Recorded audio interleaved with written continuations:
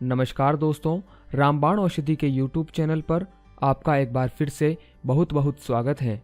दोस्तों, आज हम आपके लिए एक महत्वपूर्ण टॉपिक लेकर आए हैं अंडे खाने के विषय में। वीडियो शुरू करने से पहले मैं आपसे निवेदन करता हूं कि आप इस वीडियो को आखिर तक जरूर देखें, क्योंकि वीडियो के लास्ट में हमने एक बहुत ही महत्वपूर्ण बात बताई है जो कि हर व्यक्ति को जानना बहुत ही जरूरी है। दोस्तों, आजकल मुझे यह देखकर अत्यंत दुख और आश्चर्य होता है कि अंडा शाकाहार का पर्याय बन चुका है। ब्राह्मणों से लेकर जैनियों तक सभी ने खुल्लम खुल्ला अंडा खाना शुरू कर दिया है। खैर, मैं ज्यादा भूमिका और प्रकथन में न जाता हुआ सीधे तथ्य पर आ रहा हूँ। दोस्तों, जिस प्रकार लड़कियों में 10 से 15 साल की आयु में उनके अंडाशय में हर महीने एक विकसित डिंब अंडा उत्पन्न करना शुरू हो जाता है, वह अंडा अंडवाहिका नली फैलोपियन ट्यूब के द्वारा नीचे जाता है, जो कि अंडाशय को गर्भाशय से जोड़ती है।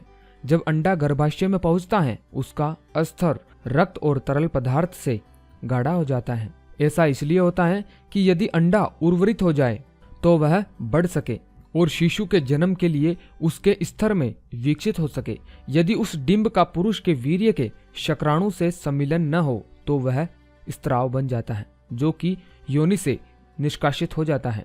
इसी स्त्राव को मासिक धर्म, रजोधर्म या माहवारी कहते हैं। लड़कियों की तरह अन्य मादा स्तनपायु जैसे बंदर, बिल्ली, गाय में भी एक निश्चित समय के बाद अंडोत्सर्जन एक चक्र के रूप में होता है।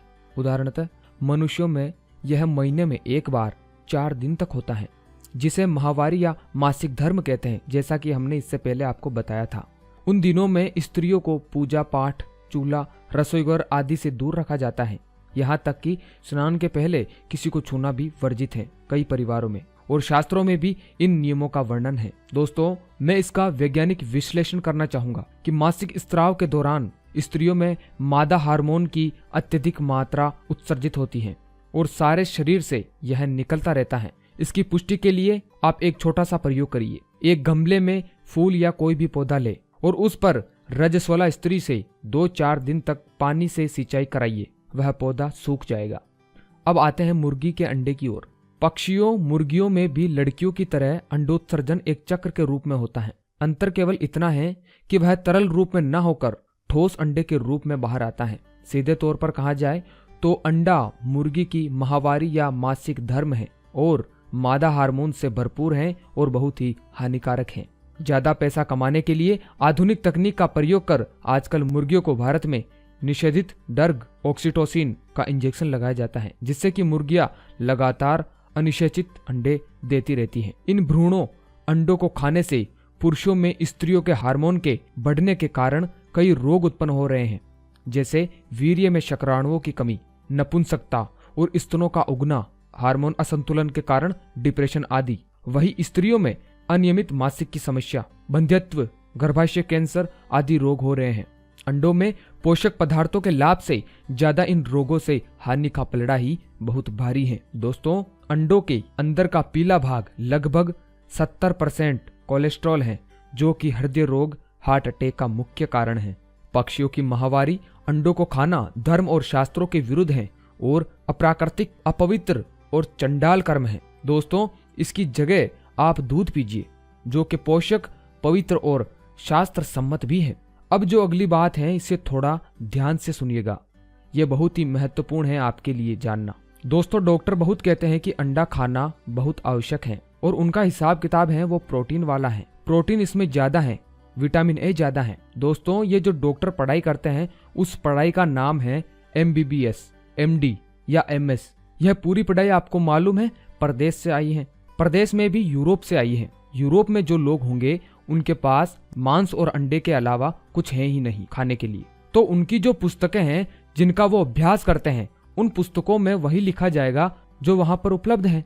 अब वहां यूरोप में धान्य ज्यादा होता नहीं, यूरोप में दालें होती नहीं, तो उन डॉक्टरों को पढ़ाई जाने वाली पुस्तकों में जो लिखा जाता है वो ये कि अंडा खाओ, मांस खाओ, मछली खाओ, क्योंकि ये ही वहां पर मिलता है। मछली भरपूर मिलती है क्योंकि समुद्र काफी है। अंडा बहुत मिलता है क्योंकि मुर्गियां बहुत हैं। ठंडे प्रदेश में मुर्गी का पालन अच्छे से हो सकता है। मांस बहुत है क्योंकि पशु भी हैं उनके पास, तो इसलिए उनकी पुस्तकों में यही सब लिखा जाता है। अब हमारे देश में यही चिकित्सा पढ़ाई जाती है, MBBS, MS, MD, तो हमने वो चिकित्सा वहां से ले आई। अब वो हमारे विद्यार्थियों को पढ़ा रहे हैं तो उसमें भी यही पढ़ रहे हैं। उस चिकित्सा को हमने हमारे देश की जरूरत के हिसाब से बदल नहीं किया। यानी उन पुस्तकों में बदलाव होना चाहिए और उनमें यह लिखा होना चाहिए कि भारत में अंडे की जरूरत नहीं है, क्योंकि अंडे के अलावा हमारे यहाँ बहुत कुछ है, तो हमको उसकी जरूरत नहीं है। तो पुस्तक में हमको बदलाव करने की जरूरत थी, वो हमने किया ही नहीं है, तो इसलिए वो ऐसे ही चल रहा है। तो इसलिए जो डॉक्टर इस विषय को पुस्तकों के आधार पर पढ़कर निकलते हैं, वो अपने मरीजों को बोलते रहते हैं अंडा खाओ, कभी कभी तो कह देंगे मांस खाओ, गाय का मांस खाओ, ऐसा वो बोलते हैं। लेकिन हमारे देश की एक चिकित्सा पद्धति है, उसका नाम है आयुर्वेद। दोस्तों, आयुर्वेद की पढ़ाई पढ़कर जो डॉक्टर निकलते हैं वो कभी नहीं कहते कि अंडा खाओ, क्योंकि अंडे से जो मिलता है उससे भी ज्यादा हमारे पास बहुत सारी चीजें हैं। अंडे में प्रोटीन है, तो प्रोटीन तो हमारे आयुर्वेद में सबसे ज्यादा उड़द की दाल में होता है।